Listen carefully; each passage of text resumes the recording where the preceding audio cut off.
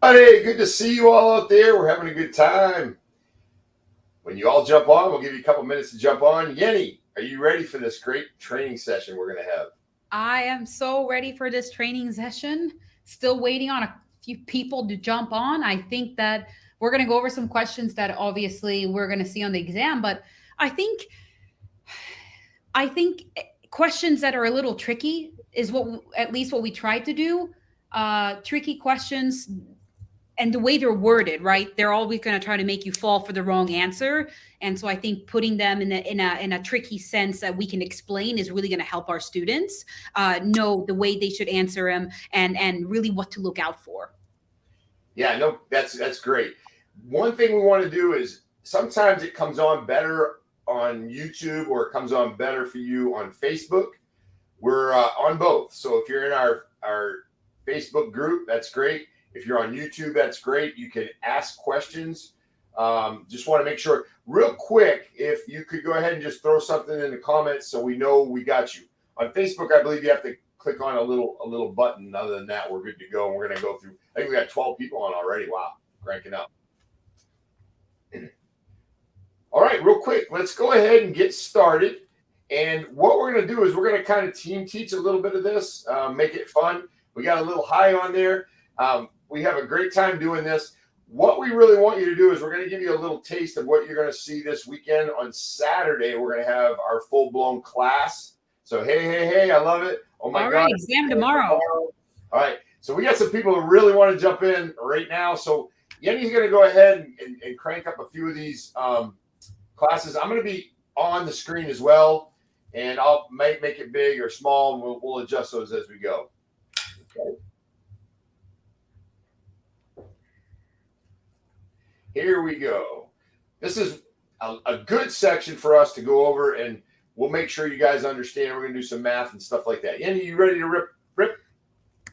Let's do it. All right. So the first question, this is something that I see very frequently and something that people see frequently. It doesn't tell your name, but don't be scared. It is going to be your third time, but that's okay, right? The more times you take it, actually, the more knowledgeable you get, right? So that's the upside of taking it a few times, but we got you. So let's get started with question one. A broker associate received $3,200 as a 40% share of the broker's commission on 120 $1,000 sale. What is the commission rate? Now, they'll take you a couple minutes because there's some math involved. So we'll give you a couple of moments. Should have added some music. I wish we had the little the Jeopardy. Dun, dun, dun, dun, dun, dun. But I'll give you guys a couple moments to do the math on this. And then if you can put your answer in the chat, that way we can see what the answers people get. And then we'll break down on how to do the math. What's great about it is we're going to actually go over the math, so you'll get it. So if you're looking at it like, oh my gosh, I have no idea, don't sweat it. We're going to go over the math, and we're going to show you how we got to this number for you. Okay. Exactly. And you can also find more math videos available on floridafornow.com. Actually, that is the wrong one. It's actually our YouTube channel. I'll put that up in a moment. But on our YouTube channel, we have a ton of different math videos that we'd love for you to, check out because it'll really help.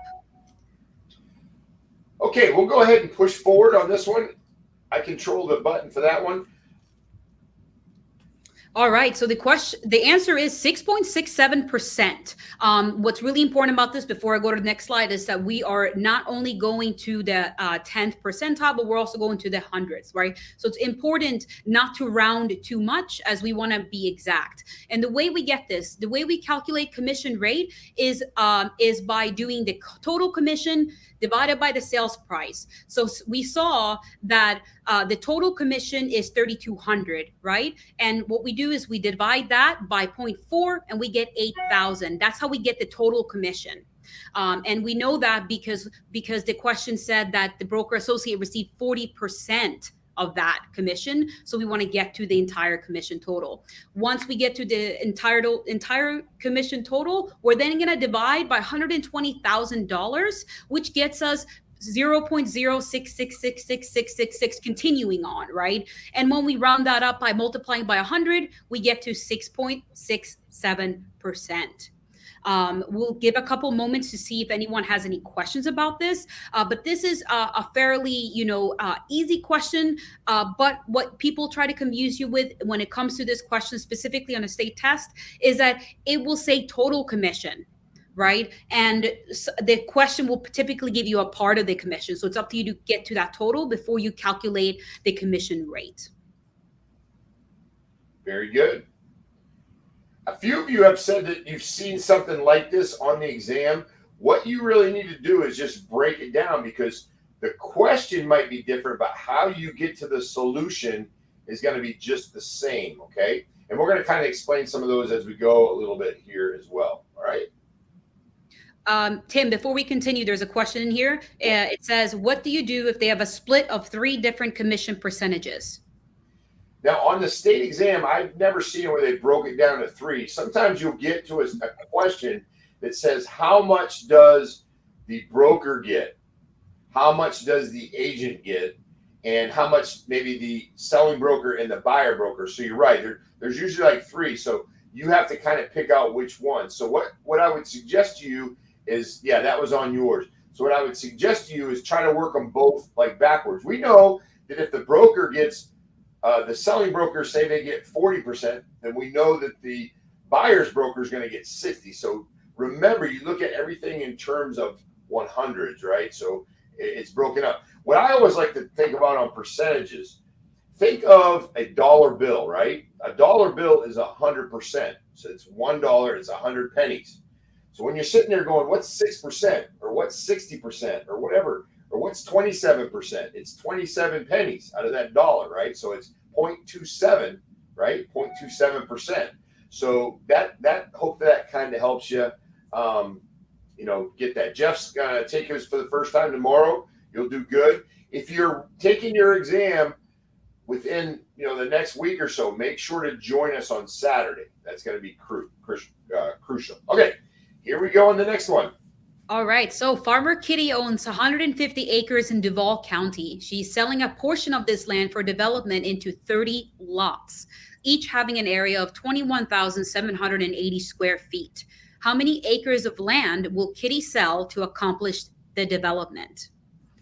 Again, I'm going to give you a couple moments here as there's some math involved.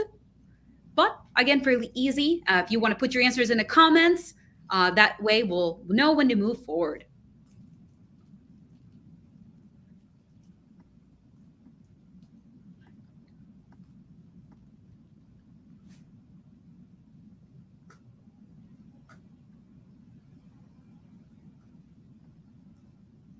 We do that. We need that. Dun, dun, dun, dun, dun, dun. Yeah, exactly. I'm going to add our YouTube channel here for other math videos so that people can see and join us on that. You can always join us on our YouTube channel. There is a ton of videos on there, just like our live study sessions as we have now, but also actual math videos where Tim goes into the nitty-gritty and explains those. All right, I'm going to read the question one more time. I know Yenny read it once. Some of the material on the state exam, be prepared because some of the information is not necessarily necessary. Does that make sense for you all? A lot of the material, a lot of the stuff they put in there, the verbiage is not necessarily necessary. And I like to say that in my classes because they try to make it look very confusing. If you actually break it down, it's really not that difficult. All right, we're going to go. Yenny, are you ready to go ahead and get the answer on this one? Yes, I'm actually going to say it one more time here. And yes, the answer is A. And like what he said, what's not necessary is the 150 acres isn't necessary in this question, right? She just owns that, but we're really trying to find out what she's trying to sell. Go ahead, Tim. Let's go to the next slide and we'll break this one down. All right. So we're going to math 1 acre, right? Tim is really good at explaining this one. I'm a numbers person, so I always remember 43,560. But Tim's going to explain a couple ways for you to remember how 43,560 is 1 acre. Okay, when you're on the state exam, what I want you to do is when you're trying to remember, oh my goodness, how am I going to remember 43,560? Now, right now, you're saying to yourself, well, of course I'll remember that. But when you get to the state exam, you're going to be like, is it supposed to be 53,000, 43,000, 560? How am I going to remember that? What I do is I actually take this, and I'm going to go up here and click on this Pro Mouse, right? I go ahead and I take this 43,560, 43,560, right? If you look at that and you take the 4 and the 3, you add that together, that's 7. You take the 5 and the 6, add that together, it's 11. You throw a 0 on it. So how I remember it is 7-11, just like the store we go to, right? 7-11. Now, when you're sitting on the exam and you're trying to figure out exactly how I'm going to remember it, you say 7-11, 7-11. Tim said that.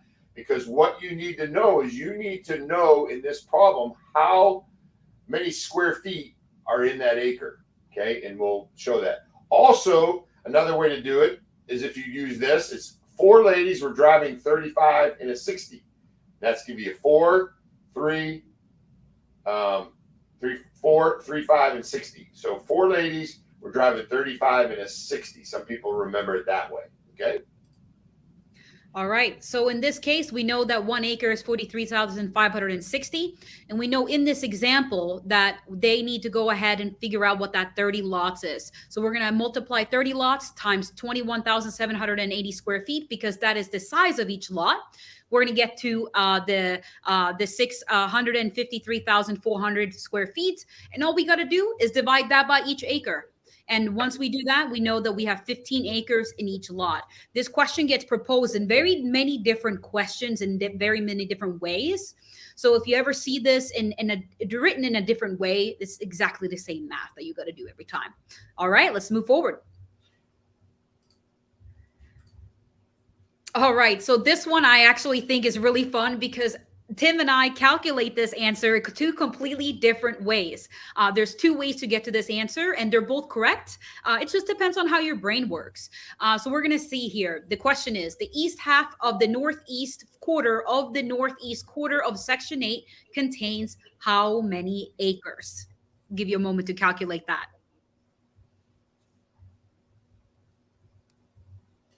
And if you're watching this and you're like, I have no idea, don't worry, just bear with us. We're going to, in the next couple slides, we're going to make it real easy for you. When you see it on the state exam, you're going to get it right, okay? If you do know it, that's even better. Yeah, and I think that what's important to point out here is that this question is also proposed different ways. Sometimes they'll just put east 1/4, comma, northeast 1/4, comma. They won't even say of the, and sometimes they do say of the, and then sometimes there's a secondary part to it. But this is a pretty fun one in my mind. Jeff goes in there with a B. Also, on this one, you might see the word and, okay? You might see the word and. If you see and, that means you have to do the first half of it, and then you have to do the second half, okay? So it's the first half, the second half, and then you add those 2 together. Don't continue through. When you see the word and, you stop the first side and the second side, okay? Let's go ahead and see what the answer is for this. Jeff, we'll see. A lot of pressure on Jeff right now. All right, good job, Jeff. Jeff Matthews. You get a gift certificate for a hug. Yeah, something. Nice. There you go, Nancy Lynn. You got that right. Let's go on to the calculation here. I'll explain the way I'll calculate it, and then Tim will explain the way he does it. Fractions come really easy to me. So if you're a fractions person, this is perfect. We saw that it said east 1/2, so that is 0.5. We saw 1/4, which is 0.25, and we saw another quarter, which is 0.25. All you got to do is multiply by 640 because we are multiplying it by a section, and one section is 640 acres. So once you multiply those numbers together, you get 20 acres. Tim, on to you.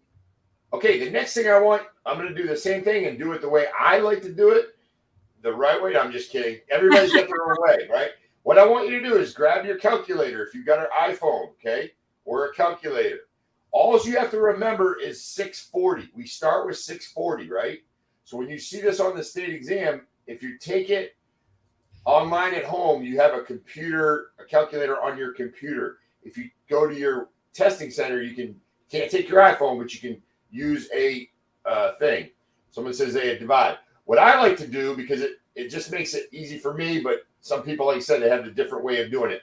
This is going to probably be a little bit because it's popping up automatically here. But what I want you to do is I want you to start at 640, okay? Start at 640, and you divide by this first 2, right? So 640, let's do it. 640 divide by 2 equals, 640 divide by 2 equals 320. So there's your first 2, because see that east of a half, so there, then you go to the next one. Now we know we don't take 640 again, we just divide again by 4, gives us 80, right? There's the 4 right there. If that was a 2, you just do another 2, okay? Now we have one more over here. We have another 4 we got to divide. So just take that, divide it by 4 equals 20, right? Now, if we were to see an and over here, an and, what we would need to do is with an and, we would just go ahead and do one side of it, figure that out, and then do the second side. And then you'd come up with your number. Okay? Then you come up with your number. So both ways are perfectly good. However you want to do it, it works out good. The key thing is remembering that 640, because you're sitting there going, okay, 640. Because all you have to do on the problem, this east 1/2, northeast of 1/4, northeast of 1/4, that's just confusing garbage, really. I don't want to use the word garbage, but that's stuff you don't need to know. All you need to do is take 640, divide it by 2, divide it again by 4, divide it again by 4. Or, like Andy did it, I love that either, because, we know that a half is 50 cents, right? Okay, so it's 0.50. And you times it by 0.25 or times it by 0.25 and gives you the same thing, all right? However you do it, that works out good, all right? Awesome. I think that's it for the math for the most part. Next ones are going to be some other stuff, I believe. Fun ones. Oh, well, a little bit more of a number thing here. All right, I'll go ahead and read that and I'll have Tim explain it. Question 4, when creating a CMA for a client, you determine that the subject property has 4 bedrooms and the comparable property has 5 bedrooms. It's determined that an extra bedroom is worth $5,000. What adjustment should you make?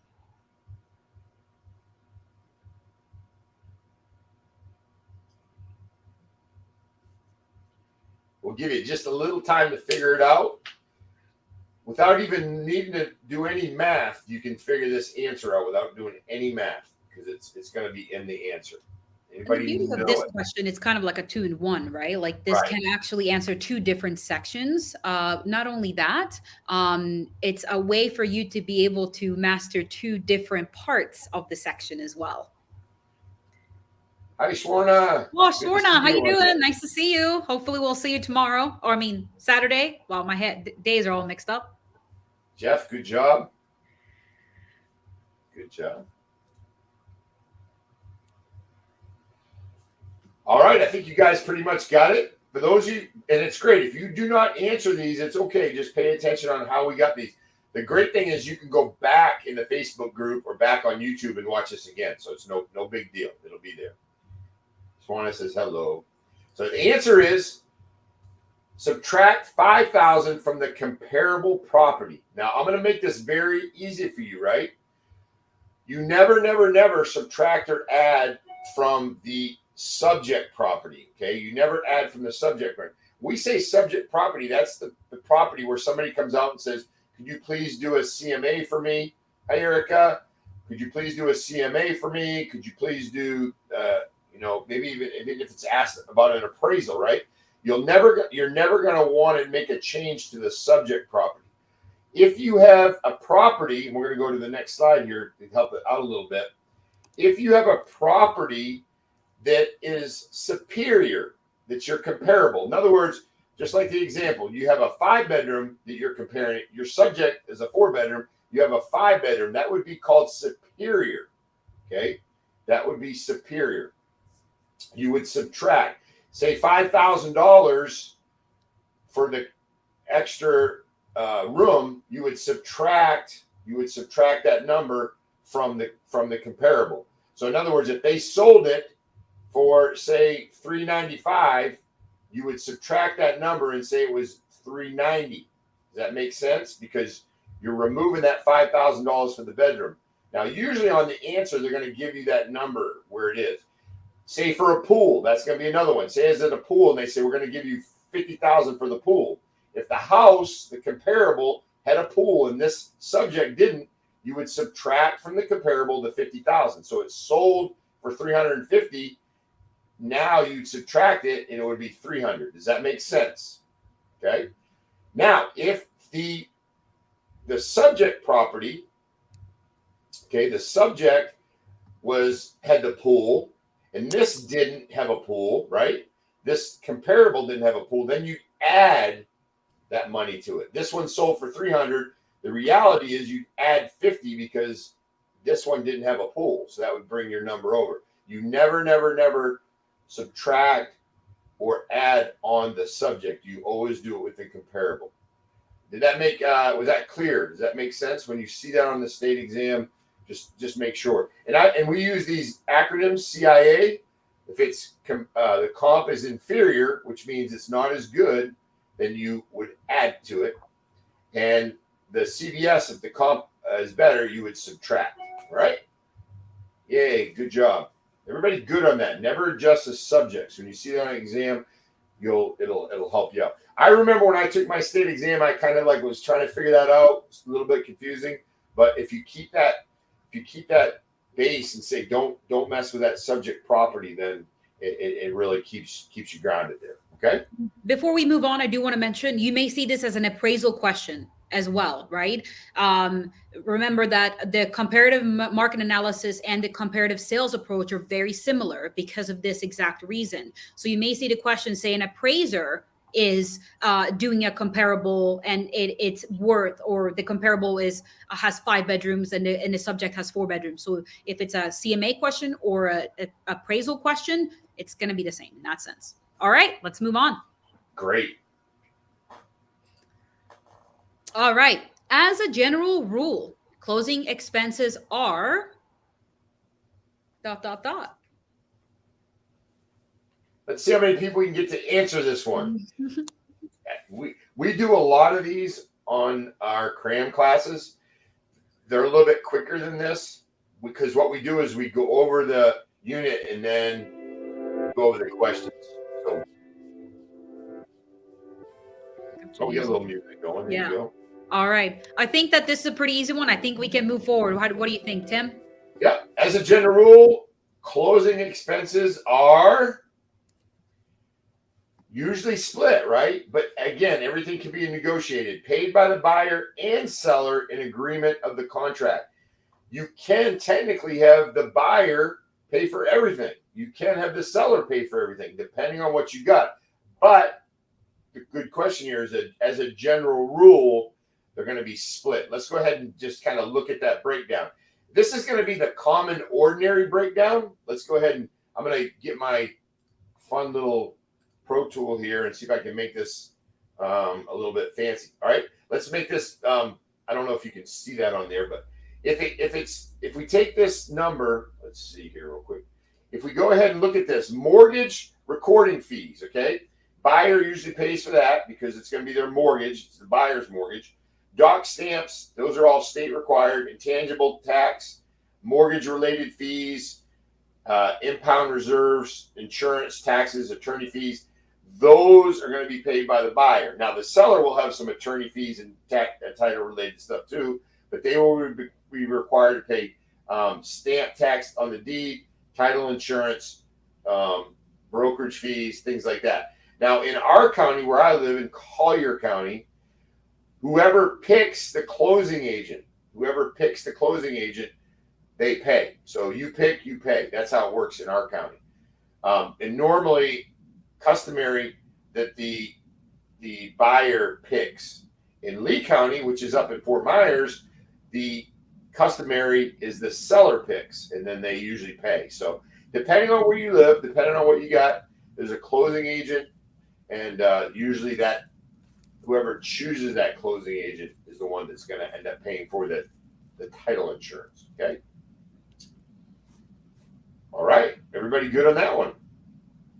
Let's move along. I love asking this question Because if you have joined our session before, the live exam cram, you've seen Tim's amazing Picasso art, right? If you haven't, you're going to see a real one this coming up soon. But I love this question because it comes up quite frequently, right? An option contract is it a bilateral or is it a unilateral contract? I know Swarna knows. Quick on that one. Yes, Felipe, This, we're this, all nuggets. yeah, Tim is I'm all about sorry. analysis. This definitely is something from our experience you will see on the state exam. Okay, so it's might not be exactly worded exactly like this because this is kind of a short. But if you see the word option contract, I want you to know that that's a unilateral contract. Okay, it only requires one person. So good job, Felipe. And I'm glad you put that on there. I saw what you put on there. You're getting the little nuggets you're going to need for the state exam for sure. Good stuff. Let's go ahead and take a look at it. It's a unilateral contract. And believe it or not, how I remember that, and Yenny did a much better job because I usually draw this on my Facebook or my PowerPoint screen. So let's look at an option contract. What is an option contract? An option contract is a unilateral contract to keep open. What it does, it keeps open for a specified period of time an offer to sell or lease real property. The property owner, the optionor, okay, is giving them the option, grants prospective buyer, the optionee, somebody who's going to be receiving that offer, the exclusive right to buy the property within a specified period for a specified price and terms. Now, all an option contract does is a seller talks to a potential buyer and says, if you want to buy this is what you got to do. They do not have to do that. A unilateral is only one wheel, right? There's only one wheel on a unicycle. Only one person has to do something. A purchase and sale contract requires two people. So if you see purchase and sale contract, the seller has to do things and the buyer has to do things. That's why it's a bilateral. So it's a bicycle, not a unicycle. Okay? Is everybody good on that one? A little thumbs up, make sure you guys Tim, are good. this is one of the things that we ask. I have so many agents tell me every day, like, "Hey, I took the exam 20 years ago, and I've never used anything on the exam." Right? Some of it you will use, but let me ask you, Tim, how many times have you been part of a deal that is a unilateral contract? I've never done an option contract or a unilateral contract. So the state really loves this question. I've never. Now, I will tell you that we are, if you see it in the contract section or on the exam, we are authorized to do option contracts. We're authorized to do sales contracts, option contracts, lease agreements, and we're also able to do options, right? So we will see this potentially on the state exam, but it's something that I probably would never have my folks work on. I'd probably have an attorney do that. But remember, when you see the word option contract on the state exam, lock into unilateral contract. Yep. Good question. All right. Let's go to the next one. Agents, you're allowed to do a you can stay on the slide. You're allowed to do an appraisal, but do you know how to follow USPAP guidelines? I don't, right? And if you don't, it's maybe something that you want to be licensed for, which is why Tim, again, has never done an appraisal, right? We do CMAs all day, but all right, let's continue here. This is my favorite. I love looking at marketing. It's so pleasing to the eye if it's good. What can you tell me about this marketing that is non-compliant? Other than it looks awesome. I mean, I created it, so better. But what is it about this marketing that is not compliant, if anything at all? My marketing advisor at work would be really proud of how cute it looks. Just saying. But I do love marketing, and this could be a little tricky, and it's really important. This is something that a lot of people get in trouble for. A lot. You'd be surprised if you work for a brokerage and a different brokerage catches you, or an agent that doesn't like you, or something like that wants to get people in trouble. How often this types of thing get reported?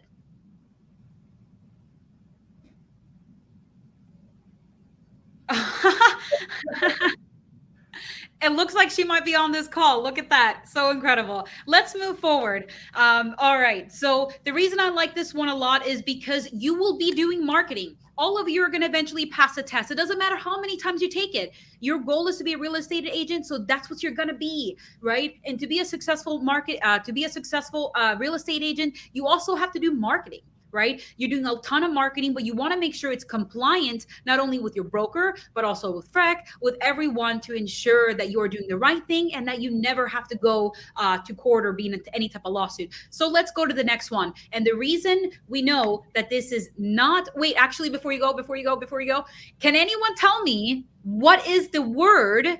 What type of advertising is it called if you do not include your broker's name in your marketing or your advertising? What kind of advertising is that? Anybody know?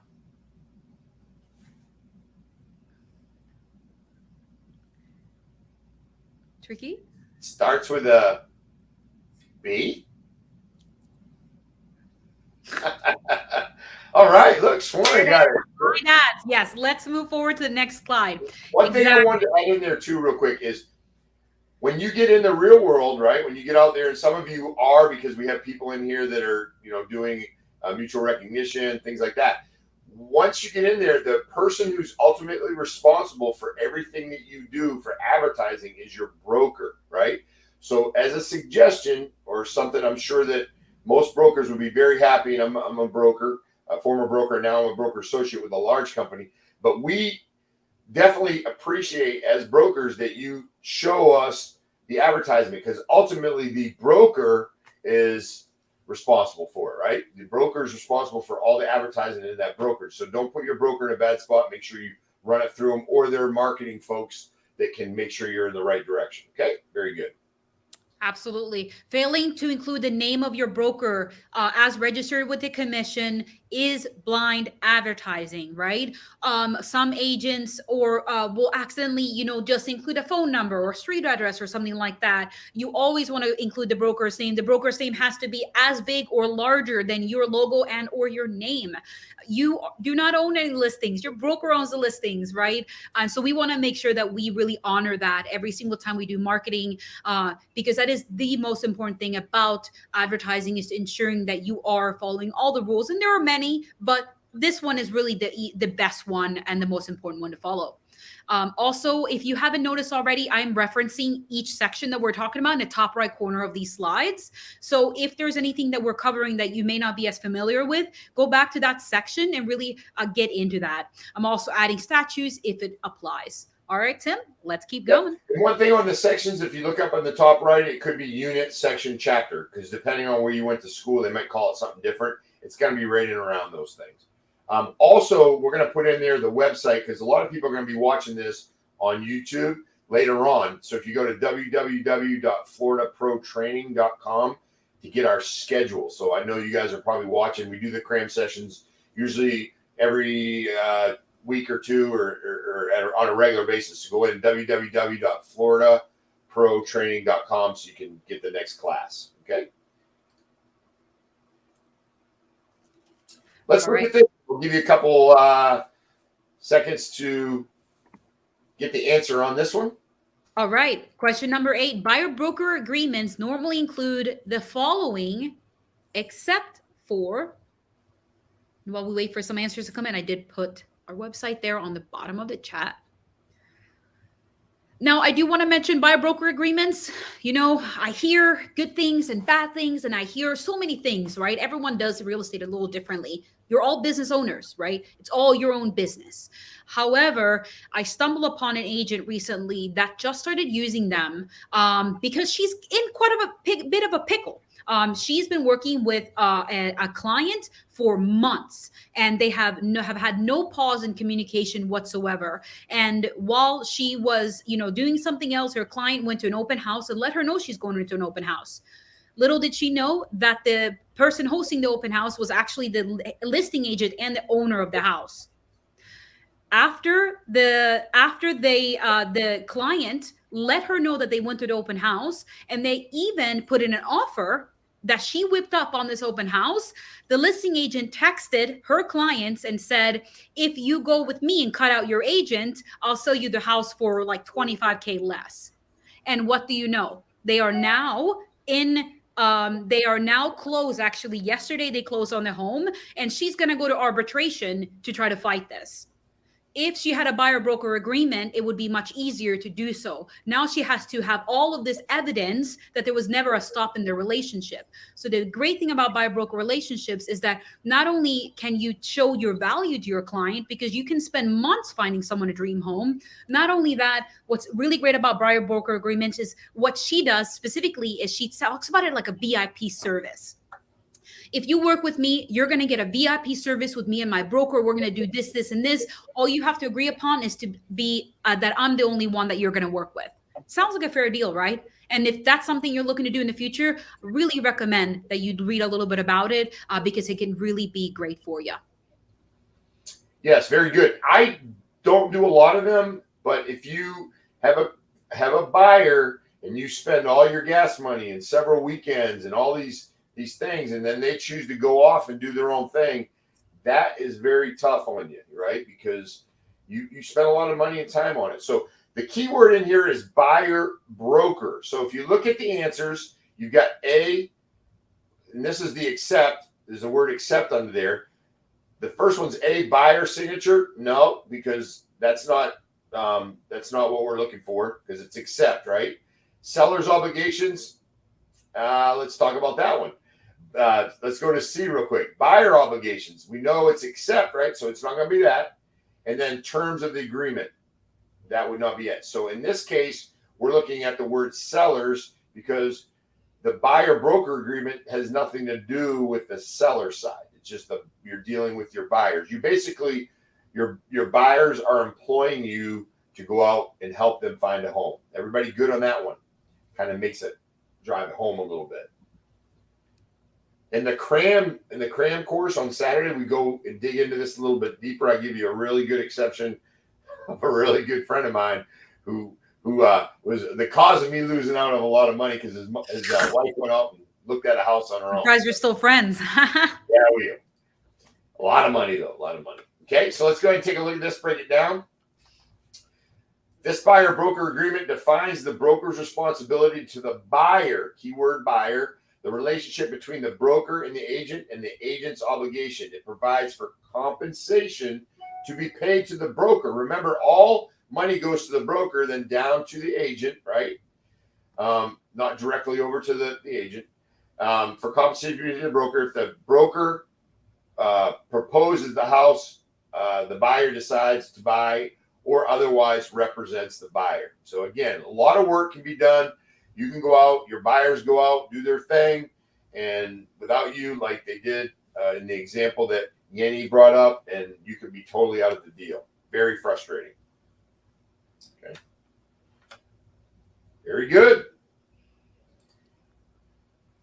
All right. I love Latin terms. I think they're so fun. So we're going to use this one. The Latin word caveat emptor. I don't know if I'm saying it right. Caveat emptor means you're going to see Latin terms in several sections. And the great thing about these is that they don't just live in one section. So hopefully you'll be able to take a screenshot next. I love how many people answered this question and so quickly as well. Swarna even wrote it out. Look, she's still using the quiz rules from our cram class. Look at that, Swarna. Woo, woo, woo, woo. All right. Let's see if all of these people were right. I have a good feeling about this one. All right. Let's see. Good job, everybody. I think we all got it. Let the buyer beware. Excellent. If you have, if you're on your computer, take a screenshot. If you have your phone, take a photo. Definitely write these down. You are going to see them in several places. It's always nice to know what they mean. Not only that, if you want to study Latin, it's a great way to get started. Yeah, it's great. And then these are words you're going to see throughout. Could be out of the state exam. When you take our cram session, you get a definitions. And all these will be there. So, you get that. It comes with the course. So ad valorem, less pendants, action pending, prima facie, nolo contendere, no contrast. We'll explain all these on Saturday. Okay. Very good. All right. The last question before we go to some Q&A. What is the name of the agreement between two states to recognize each other's real estate education? This one is typically the one people get a little confused with the other one.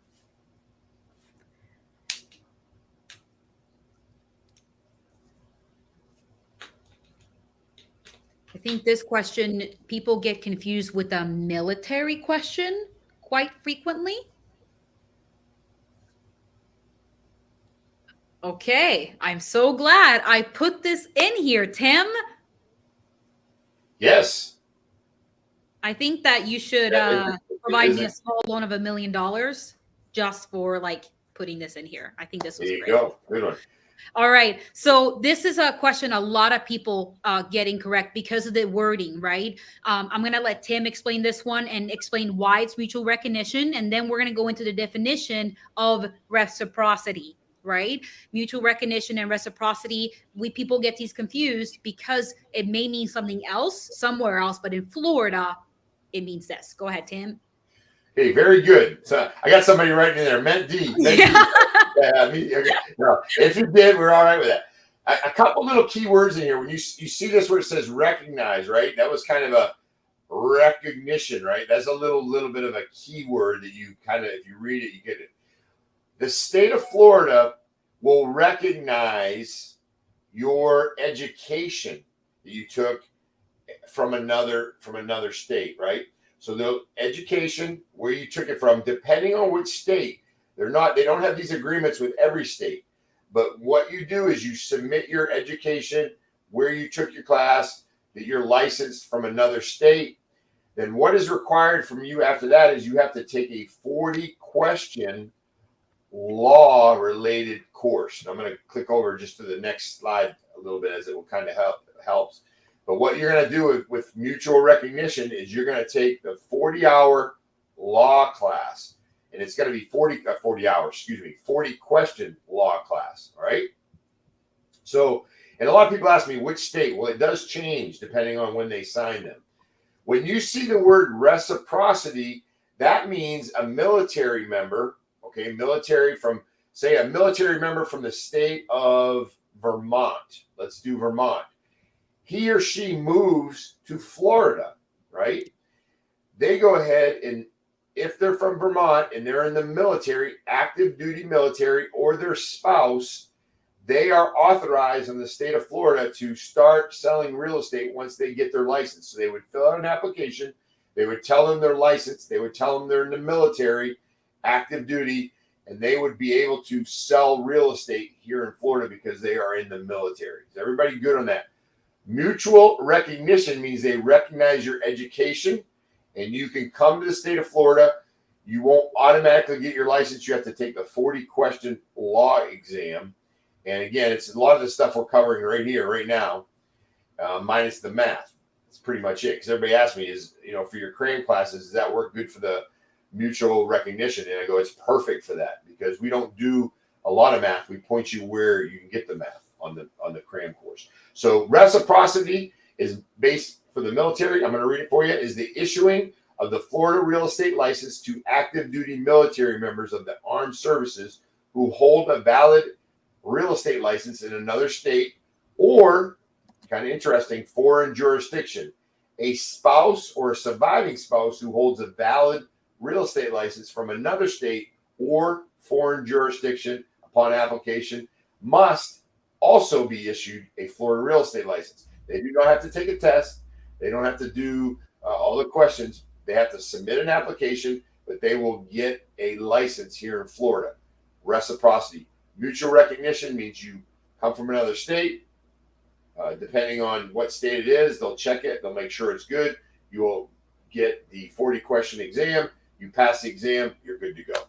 Annie, what did I miss? No, that's beautiful. I couldn't have said it better myself. Also, because I can't explain it as well as you can, but Is that the states on this right here? Yeah, Alabama? that's recognition states currently with Florida. Okay. And you know, the reason I know this happens a lot is because we actually have a lot of students that email us and ask us is if they can take the cram course and if it'll help them with their reciprocity from another state. And so it actually happens so much that other students from other states that want to get duly licensed, right? They want to be licensed in 2 states. They'll get confused with the word. And so just, you know, keep that in mind. It means two completely different things, but you will hear people make that mistake. Yeah. Reciprocity, 1-for-1.